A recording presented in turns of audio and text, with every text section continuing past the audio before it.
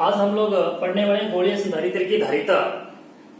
आप एक बात का ध्यान रखें कि जो हमारे स्कूल ने ग्रुप बनाए हैं, इसमें आपको ऐड किया है, उसमें हम लोग आपके साथ लेक्चर शेयर करते हैं।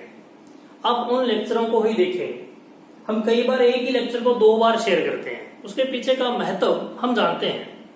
कि जैसे मैंने एक लेक्चर शेयर किया था कुछ दिन पहले, उसके अंदर 3 टॉपिक थे और मैं जैसे आगे के लिए 10 दिन आगे का मैं टॉपिक बना रहा हूं, आप उसे आज ही देख रहे हो। तो भाई अगर आप आज देखोगे तो फिर आप लोग ज्यादा पढ़ रहे हो और ज्यादा पढ़ा हुआ याद नहीं रहेगा। हमें केवल पढ़ना ही नहीं है, उसे याद भी करना है, उसे लिख लिख करके देखना है हमें रफ कॉपी में। उनके फॉर्मूलों को याद करना है, डेफिनेशंस को याद करना है, डेरिवेशंस को करके देखना है। इतना जल्दी क्या है आपको? हम लोग तो इसलिए ऑलरेडी वीडियोस कुछ पहले एडवांस में अपलोड करते हैं कि कई बार क्या होता है कि वीडियो बनाना संभव नहीं होता। मान लो एक दिन वीडियो हमसे नहीं बना, 2 दिन नहीं बना, आपको कंटिन्यू वीडियो मिलते रहे, इसलिए हम लोग एडवांस में अपलोड कर रहे हैं। आपको उन्हें देखने की जरूरत नहीं है। आपके साथ हम शेयर करेंगे, व्हाट्सएप ग्रुप जो बने हैं स्कूल के, उनके द्वारा शेयर करेंगे, तभी आप उन्हें देखिए। और जो जो काम कहा जाता है वो आप समयबद्ध रूप से करते जाइए। तो ये टॉपिक हम लोग शुरू करते हैं। तो गोलीय संधारित्र की धारिता ज्ञात करनी है। इससे पहले हमने समांतर प्लेट संधारित्र के लिए धारिता ज्ञात की है। समांतर प्लेट संधारित्र के अंदर माध्यम की उपस्थिति, जब निर्वात है तब धारिता, या फिर आंशिक रूप से माध्यम भरा है तब धारिता, या फिर भिन्न भिन्न माध्यम भरे हुए हैं तब धारिता। ये सभी सूत्र जो है आपको याद होने चाहिए अच्छी तरह से।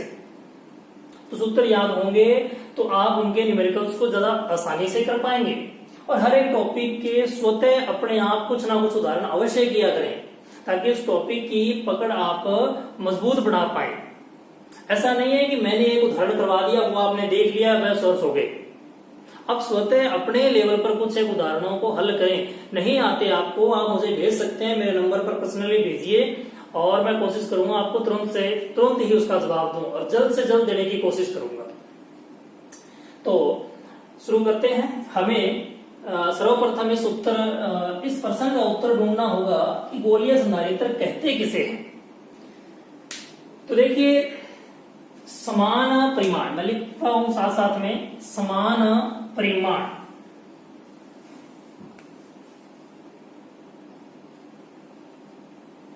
एवं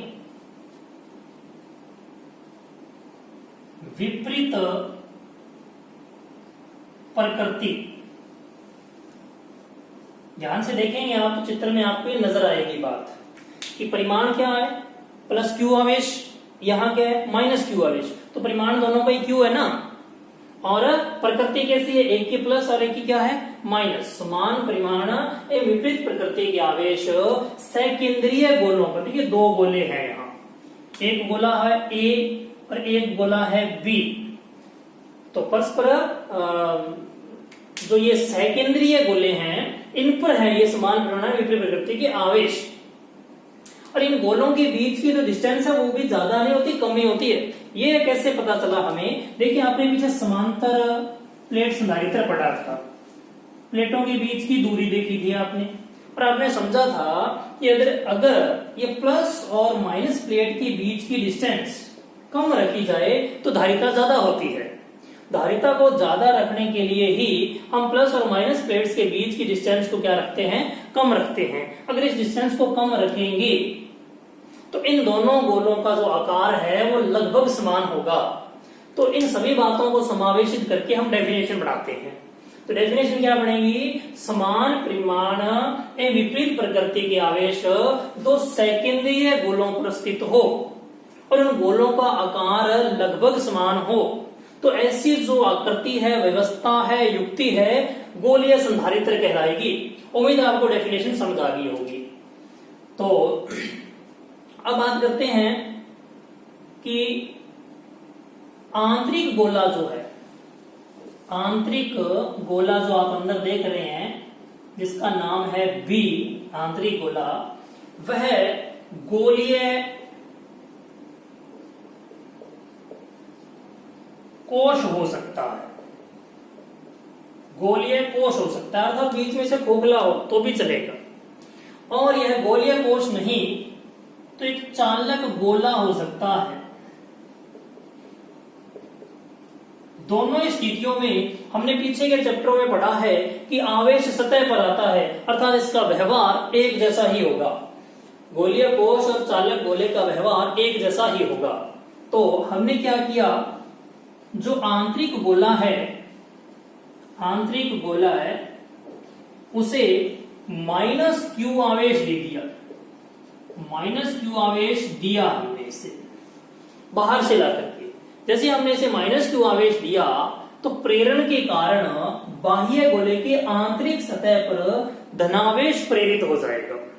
जैसे आप माइनस आवेश देंगे आंतरिक गोले को तो बाह्य गोले की आंतरिक सतह पर धनावेश प्रेरित होगा,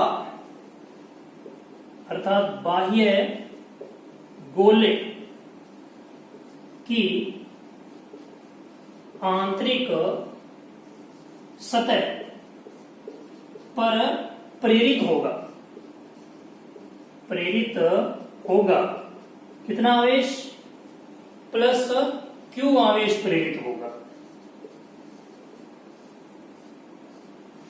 तो फिर बाह्य सतह पर क्या होगा भाई, बाह्य सतह पर नेगेटिव आवेश आएगा, लेकिन भू संपर्कन के चलते यह पृथ्वी में चला जाएगा, अर्थात बाह्य सतह पर कोई आवेश नहीं रह पाएगा, क्योंकि इस बाह्य सतह को हमने क्या कर रखा है, भू संपर्कित कर रखा है, इसलिए बाह्य सतह पर कोई आवेश रह नहीं पाएगा। अब हम ए गोले और बी गोले पर विभव ज्ञात करेंगे और इसके बाद में इन दोनों गोलों के विभवों का अंतर अर्थात विभवांतर ज्ञात करेंगे। हम ऐसा करना क्यों चाहते हैं, इसका कारण शायद आप जानते हैं कि संधारित्र की जो धारिता होती है C, उसका सूत्र होता है संधारित्र प्रावेश बटा में संधारित्र का विभव। संधारित्र का विभव मतलब संधारित्र की प्लेटों के मध्य विभवांतर। तो आगे देखते हैं।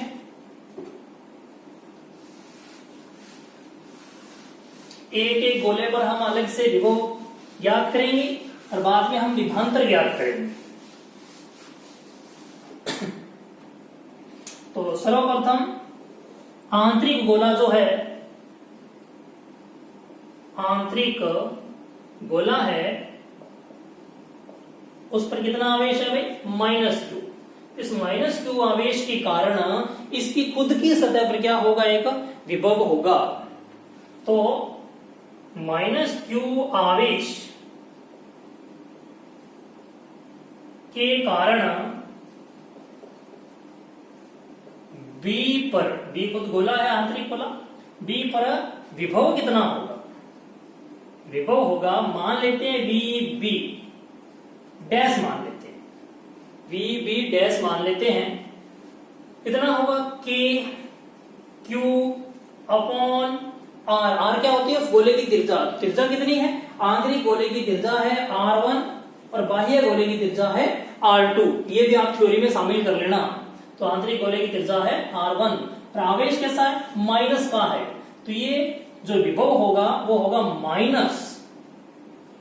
-K Q upon R1। ये है -q आवेश, मतलब खुद के ही आवेश के कारण खुद की सतह पर विभव। अब हम लोग बाह्य जो गोला है, बाह्य गोले के +q आवेश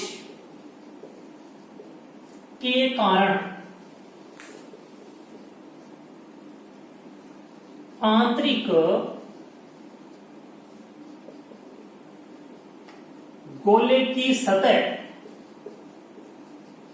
पर विभव ज्ञात कर रहे हैं। विभव को मान लेते हैं VB डबल डैश। ध्यान दीजिए, जो ये आपको प्लस आवेश दिख रहा है, इस प्लस आवेश के कारण हम आंतरिक गोला जो B है इसकी सतह पर विभव ज्ञात कर रहे हैं। तो आप ये जानते हैं ऑलरेडी कि कोई भी गोला है, चालक गोला है, और उसकी सतह पर अगर आवेश हो, सतह पर आवेश हो तो उसके अंदर जो विभव होता है, अंदर किसी भी बिंदु पर विभव होता है, वो सतह के विभव के बराबर होता है के क्यू अपॉन, इसकी त्रिज्या यदि r है तो के क्यू अपॉन r के बराबर होता है। सतह पर विभव और अंदर विभव क्या रहता है, समान रहता है। तो अब बताइए, ए गोले की सतह पर जो विभव होगा, ए गोले की सतह पर इस प्लस आवेश के कारण जो विभव होगा, वही विभव इसके अंदर रहेगा। मतलब इस प्लस आवेश के कारण अंदर विभव पूरे स्थान पर एक समान रहेगा। देखिए सतह पर, ऊपर बाह्य सतह पर तो विभव नहीं होगा इसके। क्यों नहीं होगा? क्योंकि बाह्य सतह पर कोई आवेश ही नहीं है। लेकिन आंतरिक सतह पर जो विभव होगा, तो आंतरिक सतह पर विभव जो है वो इस पूरे गोले के अंदर भी होगा। तो सतह पर विभव कितना होता है, के क्यू अपॉन आर। तो यही विभव किधर होगा, गोले के अंदर भी होगा। तो अंदर ही है तो छोटा गोला, तो ये विभव अंदर है, तो अंदर कौन है, छोटा गोला है। तो छोटे गोले की सतह पर भी कौन सा विभव होगा, जो बाह्य गोले की प्लस आवेश के कारण उसकी सतह पर है, आंतरिक सतह पर है, बाह्य सतह पर नहीं होगा। ध्यान दीजिएगा, बाह्य सतह पर विभव नहीं होगा, क्योंकि बाह्य सतह पर विभव नहीं है, सॉरी आवेश नहीं है। आंतरिक सतह पर विभव होगा, क्योंकि आंतरिक सतह पर क्या है, आवेश है। तो कितना विभव होगा, के क्यू धनावेश ही है अपॉन आर। आर किसकी त्रिज्या लगेगी, बड़े गोले की त्रिज्या लगेगी, क्योंकि बड़े गोले के अंदर विभव की बात हो रही है, और बड़े गोले के अंदर विभव सतह के विभव की क्या है, बराबर ही है। अब हमें आंतरिक गोला जो है, आंतरिक गोला जो है उस पर विभव ज्ञात करना है, कुल आंतरिक गोले पर विभव ज्ञात करना है, कुल विभव, परिणामी विभव, वी बी नाम दे दिया। तो जो विभव है उन दोनों विभव का हम लोग बीजगण के योग कर देंगे तो कुल विभव आ जाएगा। तो वी बी डैश कितना है, माइनस के क्यू अपॉन R1 और प्लस के क्यू अपॉन R2, इन दोनों को जोड़ेंगे तो के क्यू तो आएगा कॉमन, 1/R2 माइनस 1/R1। ये हो गया कौन से गोले की सतह पर विभव, आंतरिक गोले की सतह पर विभव। अब हम क्या करेंगे, बाह्य गोले की सतह पर विभव कितना है, 0। क्यों? क्योंकि बाह्य गोले की सतह पर बाहर की साइड में कोई आवेश है ही नहीं।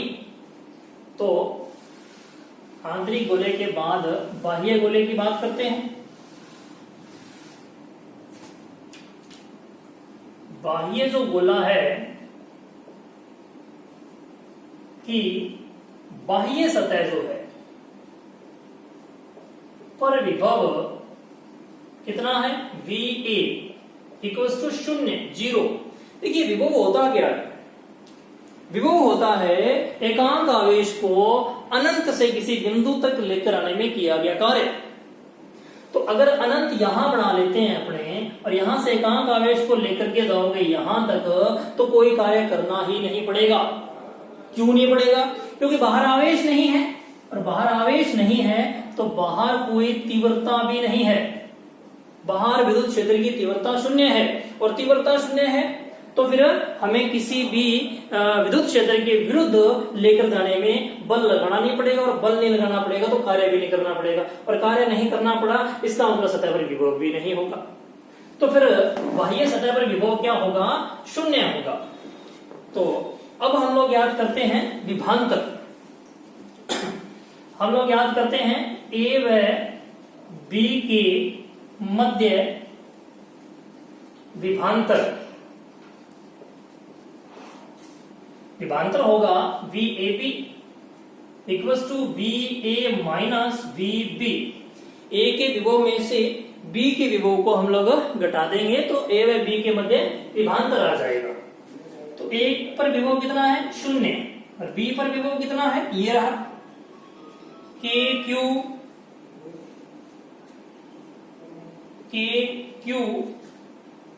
और 1/R2 माइनस 1/R1, ये हो जाएगा माइनस के क्यू 1/R2 माइनस 1/R1।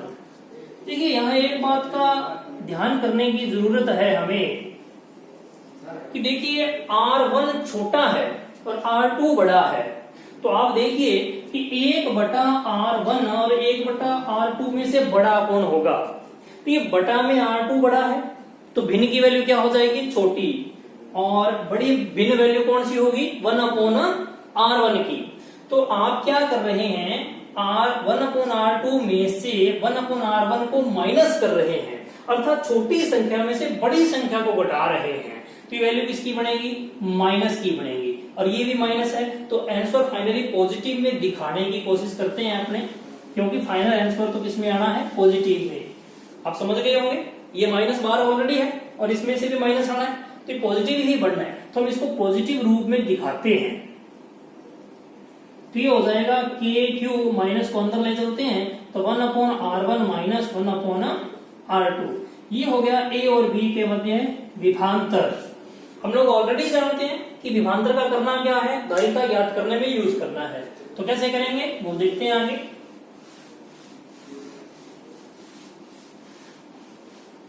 सूत्र ध्यान रखिएगा विभांतर का। तो संधारित्र के लिए धारिता की परिभाषा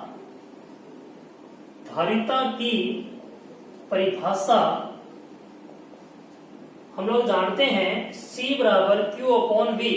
Q क्या है, संधारित्र का विभव, संधारित्र का आवेश, विभव नहीं आवेश, और V क्या है, V है संधारित्र का विभव।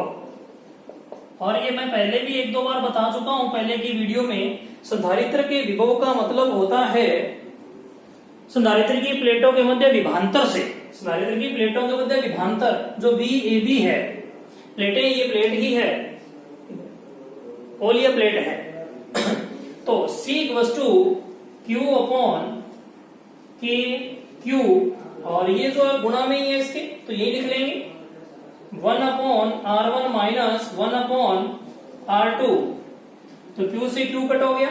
C = K की वैल्यू 1/4πε0 होती है, आप उस रूप में लिखेंगे तो ये 4πε0 ऊपर चला जाएगा। एलसीएम लेते हैं, R1 R2, और यहां आ जाएगा R2 माइनस R1,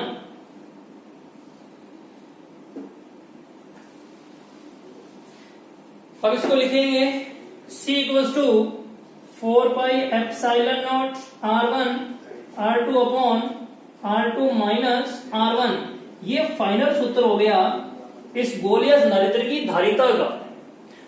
और अब आप देख सकते हैं जो बात मैंने शुरुआत में की थी, कौन सी बात है, कि प्लेटों के बीच की दूरी कम होनी चाहिए तभी धारिता ज्यादा होती है। तो इन प्लेटों के बीच की दूरी कितनी होगी, इन प्लेटों के बीच की दूरी ये कितनी होगी, ये होगी R2 माइनस R1।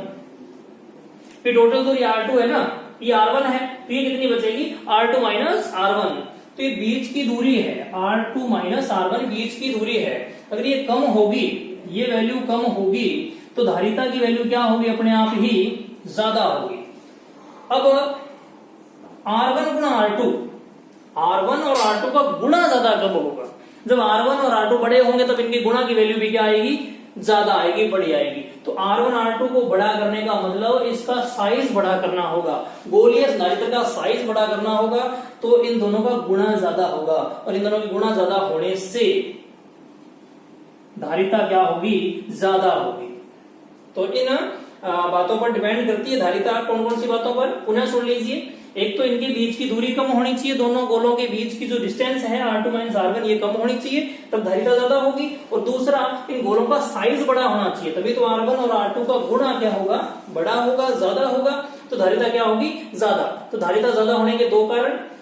और तीसरा देखिए, यदि माध्यम उपस्थित है, यदि माध्यम उपस्थित है, कहां है उपस्थित माध्यम, इन दोनों गोलों के बीच में, यहां कौन उपस्थित है, माध्यम। तो फिर प्राविद्युतांक कितना है माध्यम का,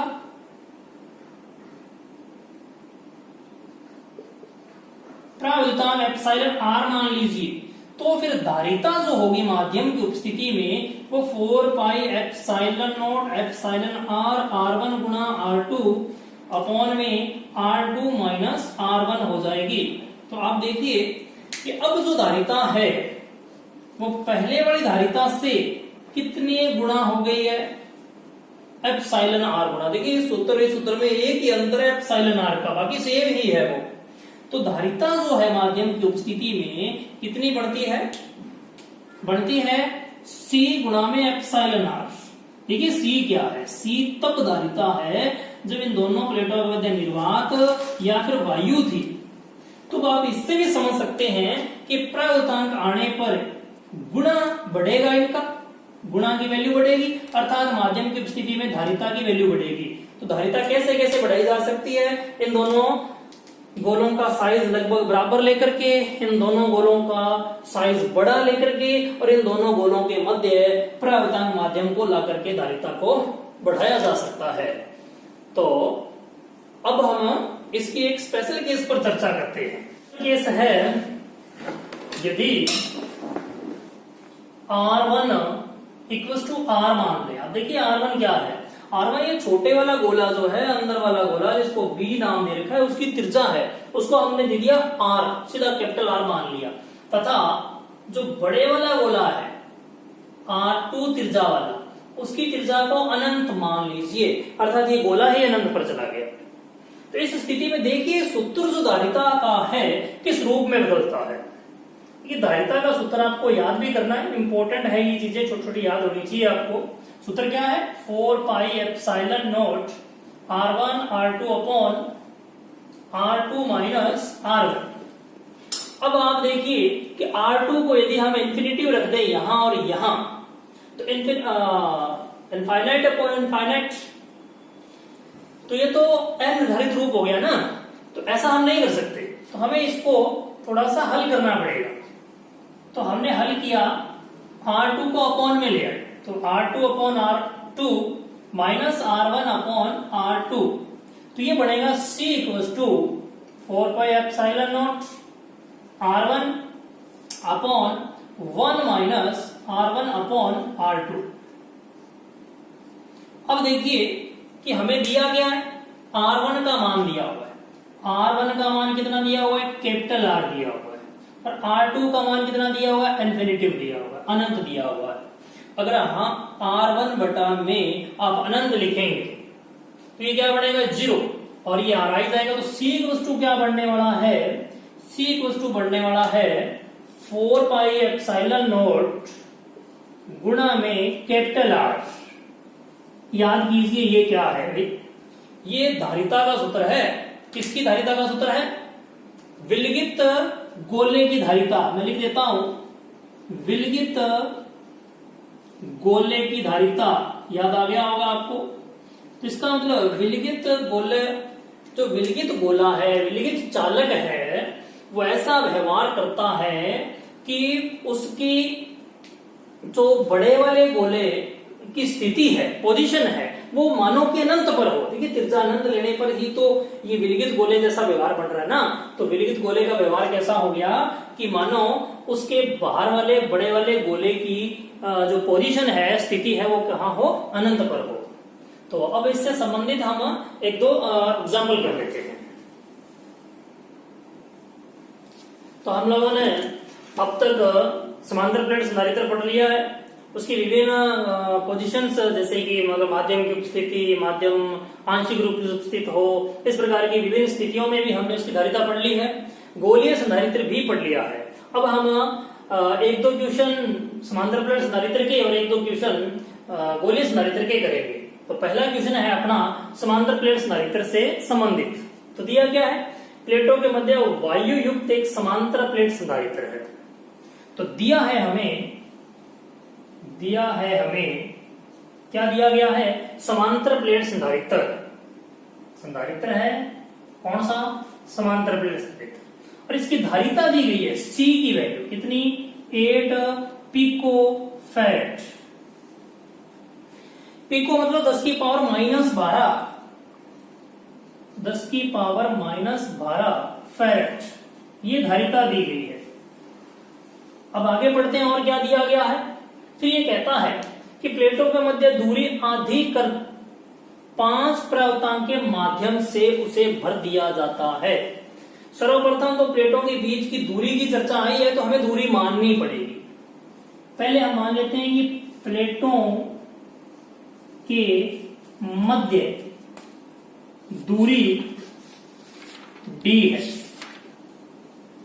अब हम इसे आधा करेंगे तो हम चर्चा करते हैं प्रश्नानुसार।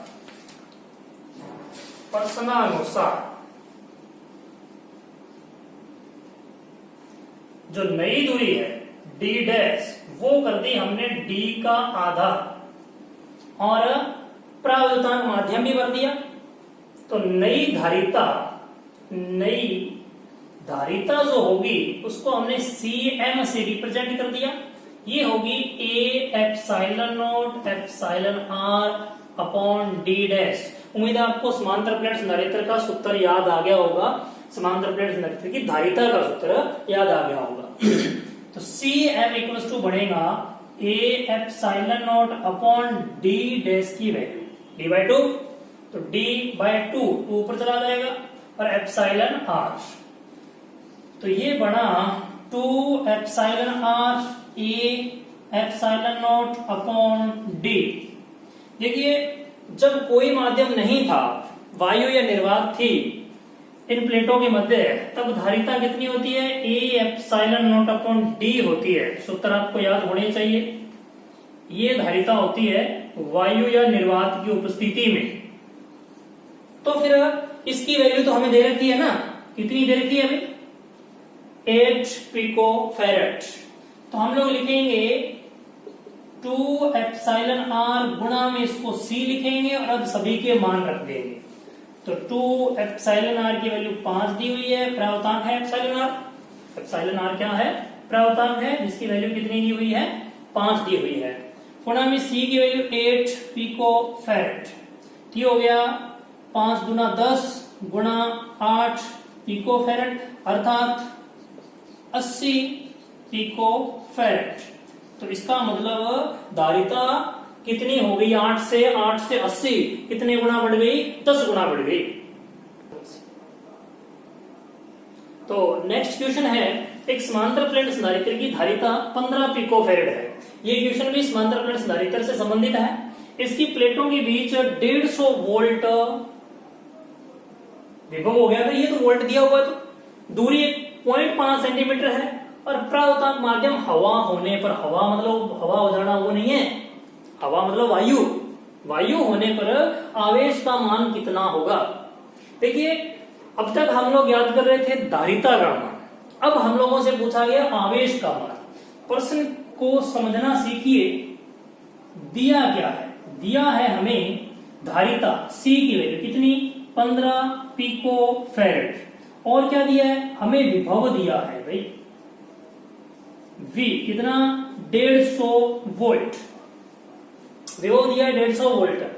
तो अगर आप लोग इस सूत्र में उलझे रहेंगे कि C बराबर A epsilon not upon D होता है, तो इसमें C दिख रहा है ना, तो आपको Q दिख रहा है ना V दिख रहा है, तो ये सूत्र यहां अपने कोई काम का नहीं है।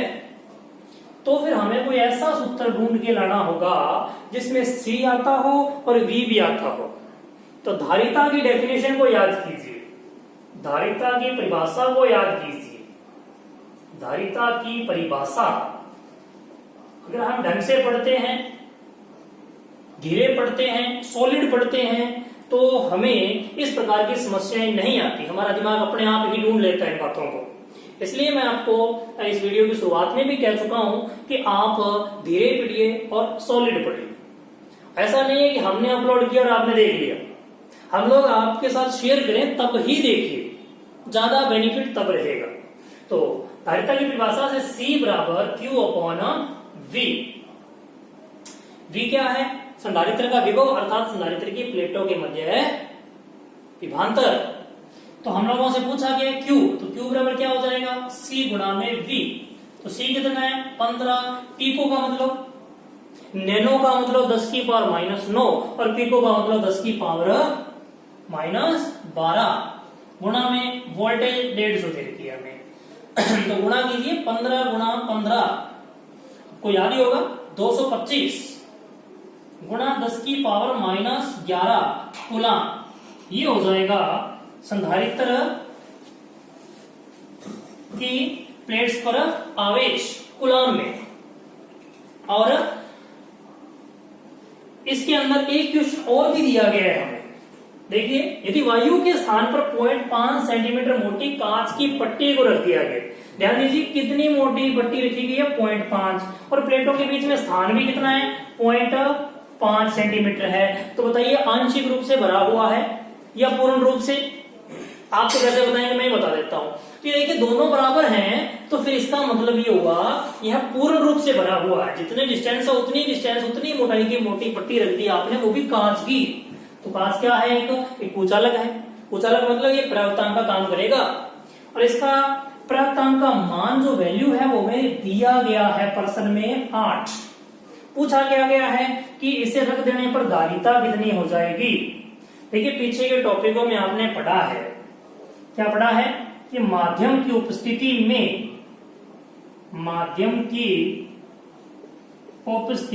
में जो धारिता है वो एप्सिलॉन आर गुणा हो जाती है पहले की धारिता का।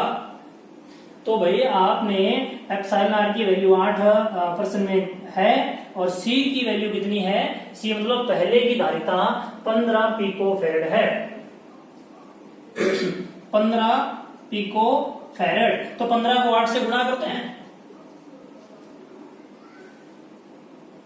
8 5 40, 8 एकम 8 12, 120 होते हैं। 15 8 120 पिको फैरेड, ये हो जाएगी धारिता। एक्सक्लूशन तो सेकेंडरी या खोखले गोले जिनकी त्रिज्याएं क्रमशः 9 सेंटीमीटर 10 सेंटीमीटर है। देखिए यह जो क्वेश्चन है यह गोलीय संधारित्र से संबंधित है।